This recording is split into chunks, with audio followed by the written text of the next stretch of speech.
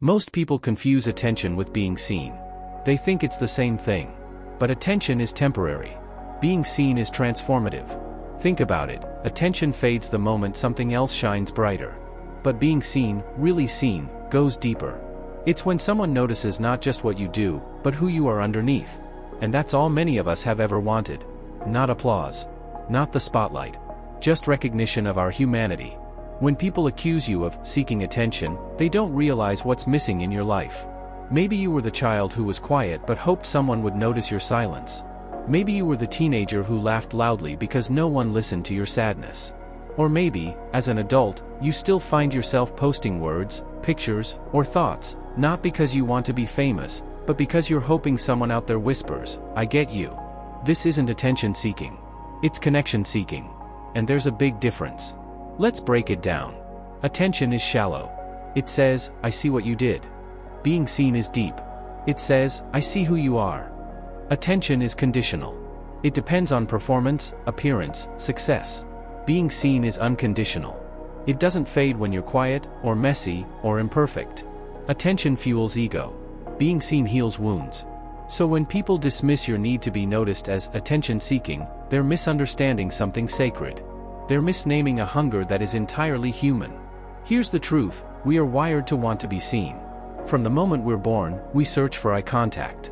We cry not just for food, but for recognition. And as adults, that doesn't disappear. The need just changes shape. When someone looks at you and says, "I understand," it activates something inside your nervous system. It tells you, you exist. You matter. You're not invisible. And that's why invisibility hurts more than rejection. Because rejection at least acknowledges you. Invisibility erases you. But here's the difficult part, many of us grew up invisible. Maybe your family was too distracted, too chaotic, too absorbed in their own struggles. Maybe you were punished for speaking up. Maybe your needs were always too big, too loud, too inconvenient. So you learned to suppress them. You learned to play small. You learned to act like you didn't need anyone to see you. And yet, that hunger never left. This is why, even as adults, we sometimes post our truths online, share vulnerable thoughts, or long for a partner who doesn't just like us, but understands us. It's not about attention. It's about the ache of invisibility. So how do you begin to shift from chasing attention to cultivating spaces where you're truly seen? First, start with yourself. Ask, do I see me? Not the curated version. Not the version you perform for others. But the real, unedited, sometimes uncomfortable self. Do you give yourself the dignity of recognition? Or do you only validate yourself when you achieve something? When you stop ignoring your own truth, you'll notice your need for shallow attention begins to lessen. You'll still crave connection, but you won't settle for scraps. Second, choose relationships that offer recognition, not just entertainment. Notice who listens when you speak. Who remembers your small details. Who sits with your silence instead of filling it. Being seen feels like this.